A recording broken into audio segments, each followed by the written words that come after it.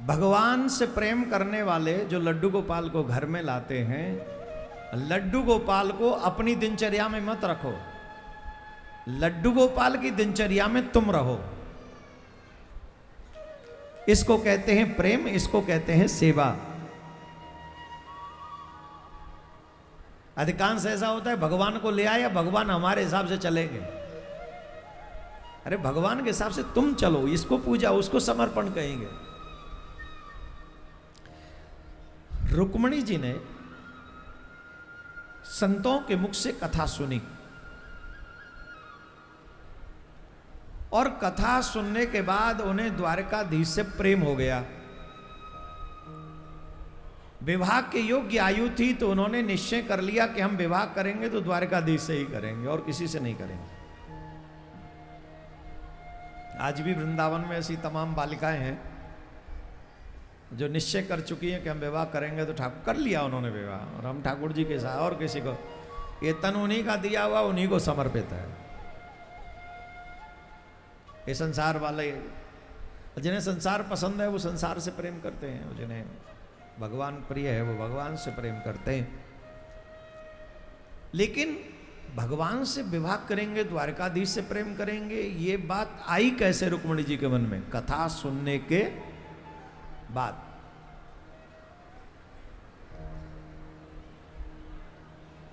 ये कथा बहुत बड़ा गुण है इस कथा का कि तुम अगर कथा सुनते हो तो ये तुम्हारे मन में ठाकुर जी के प्रति प्रेम जगाती है। किस किस ने कथा सुनी है हमारी टीवी पे या यूट्यूब पे? पहले जिन जिन ने सुनी हाथ उठा के बता दो, और नहीं सुनी है तो हम समझ ही जाएंगे कि हमें कौन देखता, आजकल हमें देखता ही नहीं कोई। सुनिए कभी? और किस किस को ऐसा लगता है कि कथा सुनने के बाद ही हमको ठाकुर जी से प्रेम हुआ है? बैठ जाओ, हाथ नीचे करो। यहां पर भी ये बात सिद्ध हो गई कि कथा सुनी तो हमें ठाकुर जी से प्रेम हो गया। ये बात सिद्ध हो गई। रुक्मिणी जी ने वो पत्र भेजा ब्राह्मण को, हालांकि रुक्मिणी का भाई था रुक्मी, वो नहीं चाहता था कि रुक्मिणी जी का विवाह कृष्ण के साथ हो, तो उसने शिशुपाल को अपना जमाई बहनोई बनाने का मन बना लिया, निश्चय किया, और उसने शिशुपाल को दूल्हा बनाकर बुला लिया।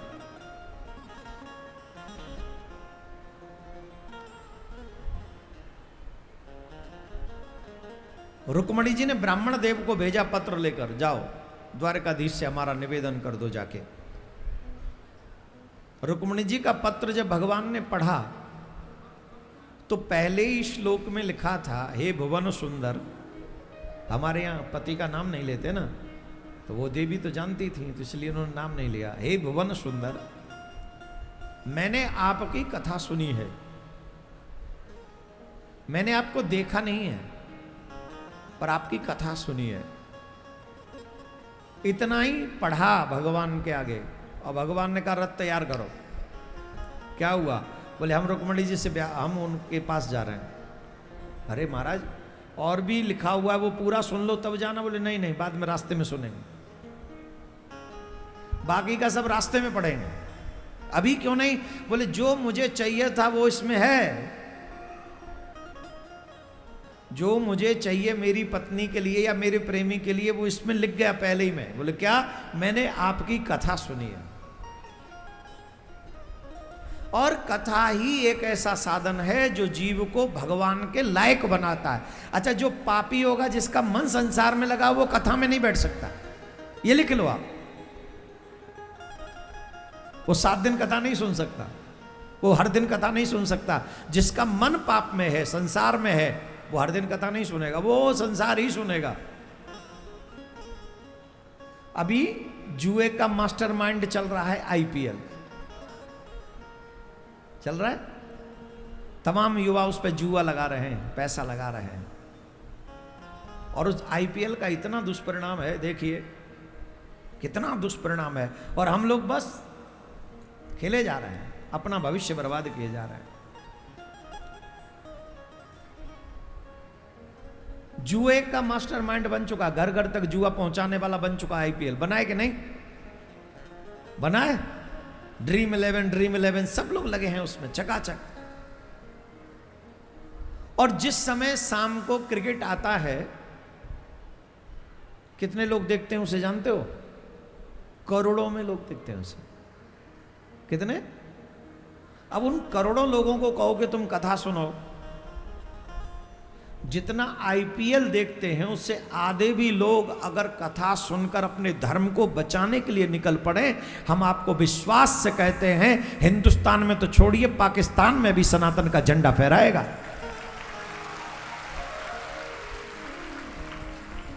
हमारा मन जुआ में है, हमारा मन पाप में है, हमारा मन आईपीएल में है, पर हमारा मन धर्म में नहीं है।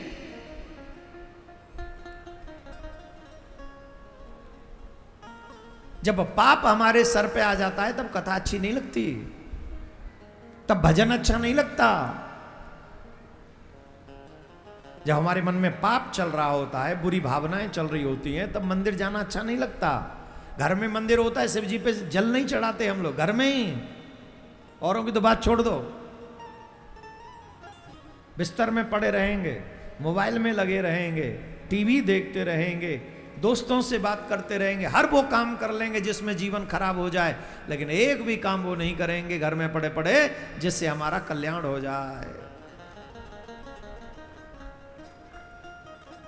लेकिन जो कथा सुनने वाले हैं, सत्संग करने वाले हैं, उनका इंटरेस्ट आईपीएल में भी नहीं है, उनका इंटरेस्ट मूवी में भी नहीं है, उनका इंटरेस्ट कहीं ऐसी वैसी जगह नहीं है, चाहे वो हजारों में ही है, लेकिन उनका मन। अब यहां देखिए, यहां कितनी बड़ी संख्या बैठी हुई है, और इन्हें मालूम है कि हमारे घर की तरह एसी नहीं है वहां, इन्हें मालूम है कि हमारे घर की तरह सोफा नहीं है वहां, फिर भी आके आप बैठे हो। क्यों? क्योंकि आपने कथा सुनी हुई है पहले, और पहले कथा सुनने से आपके पाप कटे हुए हैं, और पाप कट जाने के कारण आपका मन यहां कथा में लगा हुआ है।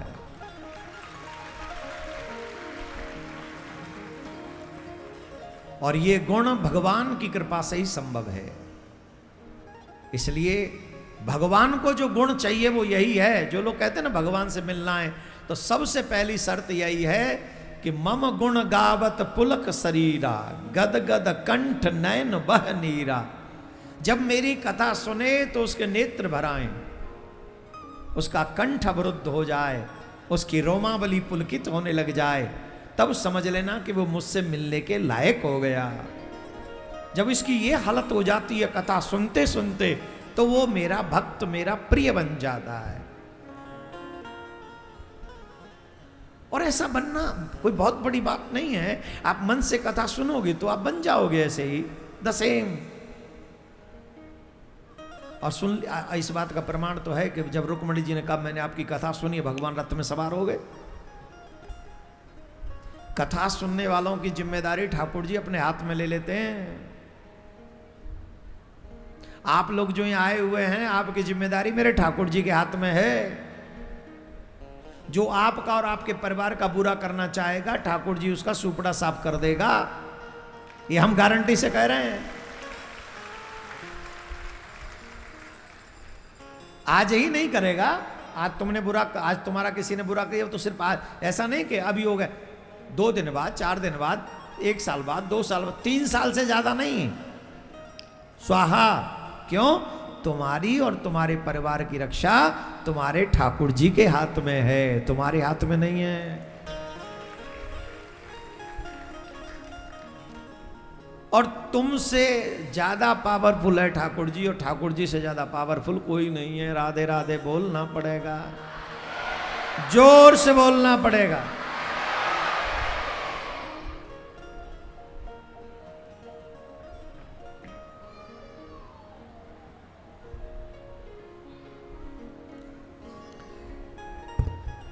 क्या बोलना पड़ेगा? तो आपको बात समझ में आ गई हम क्या कह रहे हैं? तो सबसे अच्छा गुण है भगवान की कथा का सुनना।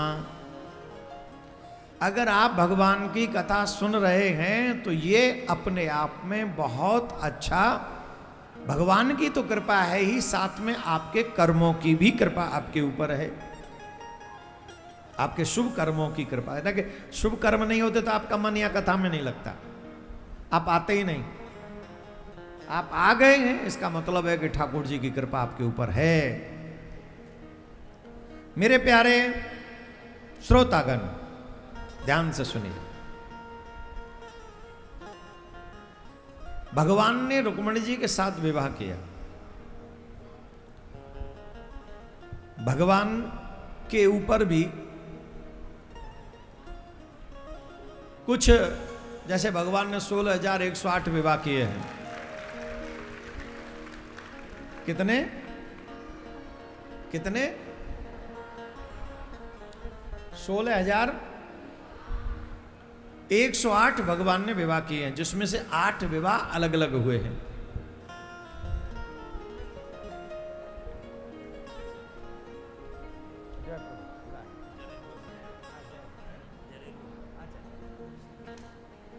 हमारे मध्य जरेलुआ सरकार पधारे हैं, तो एक बार आप जोरदार ताली बजाकर उनका स्वागत करें। हाँ, बहुत बहुत स्वागत है कथा मंडप में, और आप लोग शांति से कथा क्रम को सुनते रहें। 16,108, जिसमें से 8 विवाह अलग अलग हुए भगवान के। 8 विवाह अलग अलग हुए भगवान के। और वो एक विवाह तो बड़ा विचित्र हुआ।